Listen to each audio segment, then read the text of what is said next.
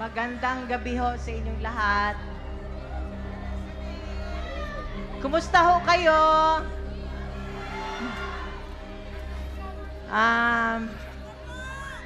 Dapat yung anak ko lang magsasalita eh. Sabi ko, ano ba gusto nyo marinig nyo? Gusto nyo marinig yung lahat ng sakit sa dibdib?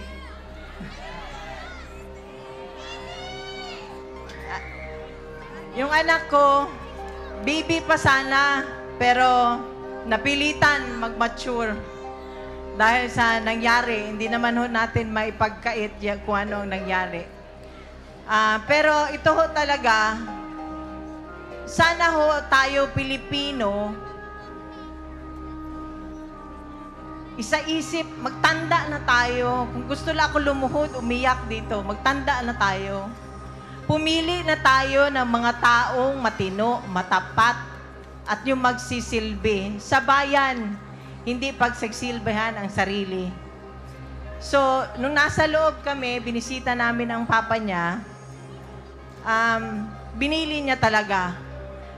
Binili niya talaga, uulitin ulit ito ni Veronica, binili niya, suportahan niyo ang Duterte. Kung hindi, kalimutan nyo na lang daw siya. So, yung lahat ng mga sumusuporta, miski sa bahay namin, sa Davao, sa ibang bansa, nakikita ko lahat ng suporta ninyo. Maraming salamat. Alam niyo ba doon sa Netherlands, iba't iba ang tao na pumupunta galing sa iba't ibang panig ng bansa. Meron pang taga-Pilipinas na pumunta na nakausap ko. Sabi ko, taga Quezon City sila. Dahil alam mo bakit? Natatakot na rin sila sa kanilang seguridad. Kung noong una, di ba, mahal ni Pangulong Presidente ang bawat Pilipino, gusto niya maging masaya, safe, ligtas, nakakauwi ng bahay. Walang nangyayaring masama.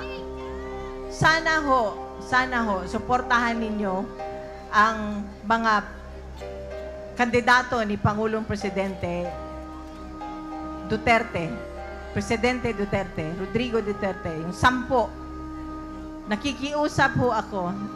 At yung sa mga darating na mga araw, maging mapagmatsyag ho tayo lalo na sa araw ng eleksyon. Tulungan ho natin ang bansa, tulungan natin ang susunod na henerasyon. Wala na hong natira sa atin. Di ba naalala nyo nung naging siya ang presidente? Naalala ko, OFW ako eh. Lahat ng mga Pilipino na sa abroad, proud na proud maging Pilipino. Pero ano ho ngayon ang nangyari?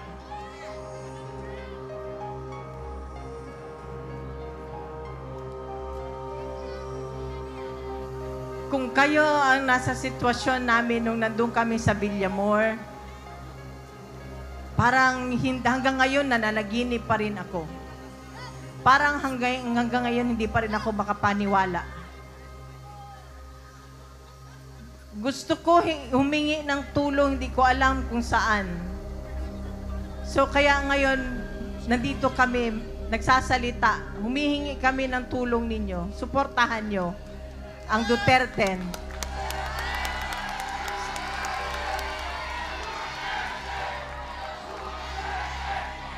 Duterte!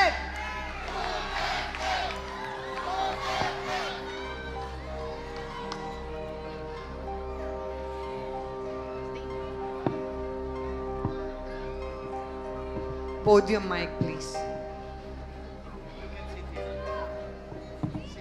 Check.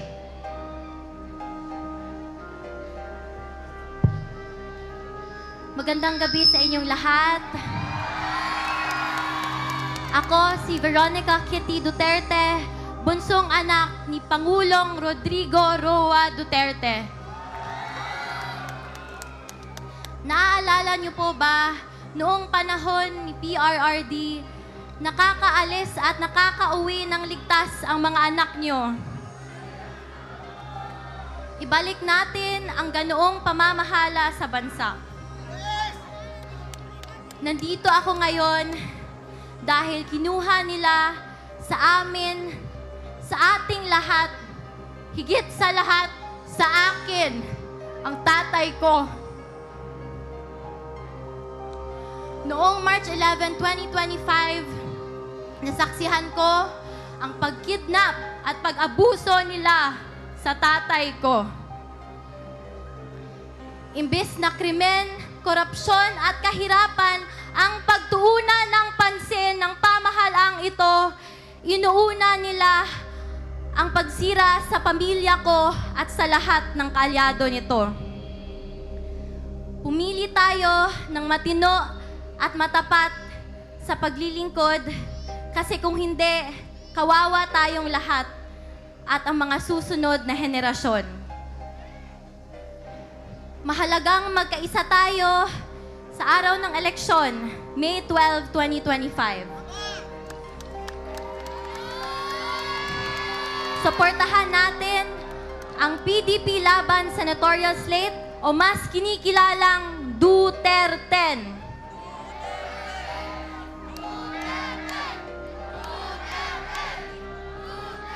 Mag-vote straight tayo at mag-block vote tayo upang mahirapan silang mandaya.